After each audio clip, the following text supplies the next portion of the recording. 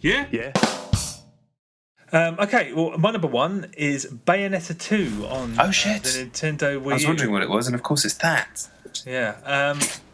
I don't know where to begin with this, but I will say that, first of all, I never really responded to the first Bayonetta quite as favourably as some people did. I liked it quite a bit, but it's kind of viewed as a sort of gold standard for this genre, and personally, I think that, for example, DMC last year was a better game. I think Devil May Cry 3 is a better game, and I think that's partially because there's something visibly tangible about the Devil May Cry games. For example, you see everything that you do, you see the effects of every combo, whereas in Bayonetta you are creating chaos. It's just pure visual anarchy. It's just insanity. I mean, that's gratifying in its own way, but for me, slightly less so than something like DMC.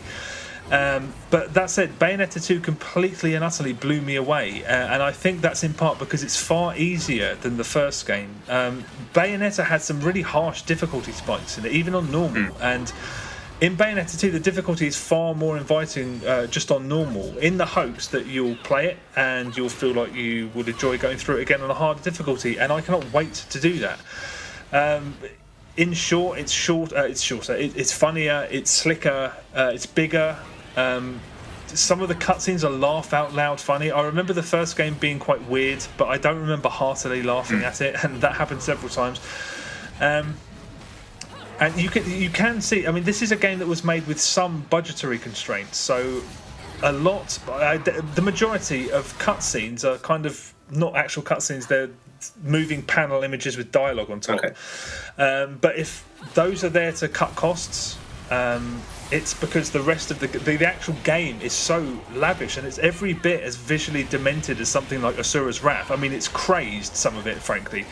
And it's also the perfect embodiment of a game that just exponentially improves. At the halfway point, I was thinking, this is very, very good, much better than the first one, I think.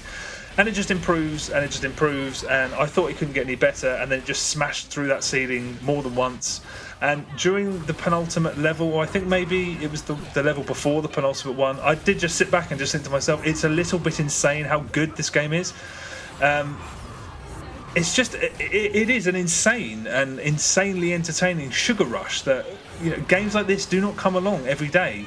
You, in particular, will love it. It made me think of only the best moments from stuff like the God of War games, the best parts of DMC, and it's a great Christmas game. It's 8 hours long. It took me just under 8 hours to play through it on normal, and it's just completely pure. It's laughably good. You have to play it. I mean, seriously, there's almost no doubt in my mind that it will floor you. And it's really polished. You can do it in a couple of indulgent sittings over Christmas, and it's like taking a trip to another universe before like beating the living shit out of the chumps in it.